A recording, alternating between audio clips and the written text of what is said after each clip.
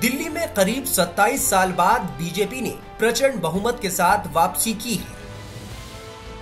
विधानसभा चुनाव में केजरीवाल और उनकी आम आदमी पार्टी को हराकर बीजेपी ने इतिहास रच दिया। अब सवाल है कि दिल्ली का नया मुख्यमंत्री कौन होगा?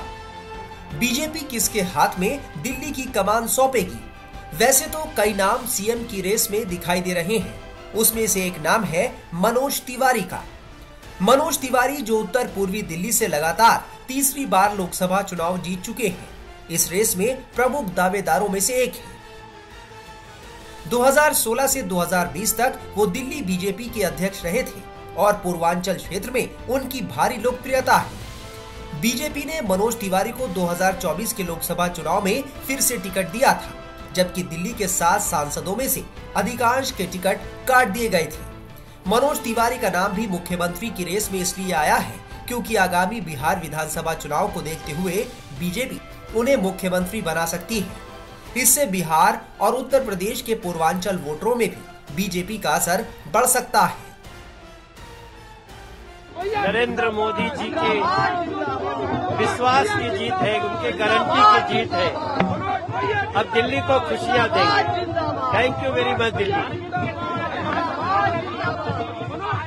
गए अरविंद केजरीवाल, खत्म, टाटा बाय बाय। दिल्ली को जो तकलीफ दिया अरविंद केजरीवाल ने, उसकी सजा मिली।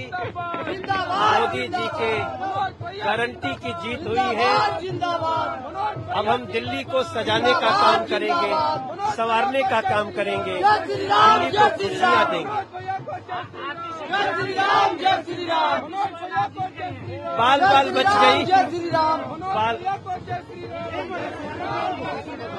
बाल बाल बच गई आती सी। अरविंद केजरीवाल गए, मनीष सिसोदिया गए, सौरभ भारद्वाज गए, दुर्गेश पाठक गए, ये सब गए। आम आदमी पार्टी की वो क्रूर जो शीर्ष नेतृत्व था, वो सब चले गए। ये है मोदी जी की सुनामी, मोदी जी के गारंटी की सुनामी और भारतीय जनता पार्टी के कार्यकर्ताओं के मेहनत की जीत और हमारे बीजेपी दिल्ली के सभी कार्यकर्ताओं की जीत, पदाधिकारियों की जीत, और हम मिल करके दिल्ली की जनता को करते हैं नमन।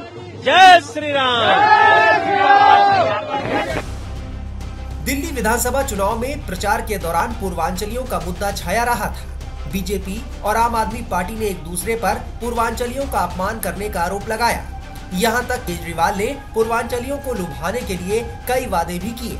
ऐसे में अगर बीजेपी सीएम के तौर पर मनोज तिवारी के रूप में सरप्राइज दे दे तो वो चौंकाने वाली बात नहीं होगी।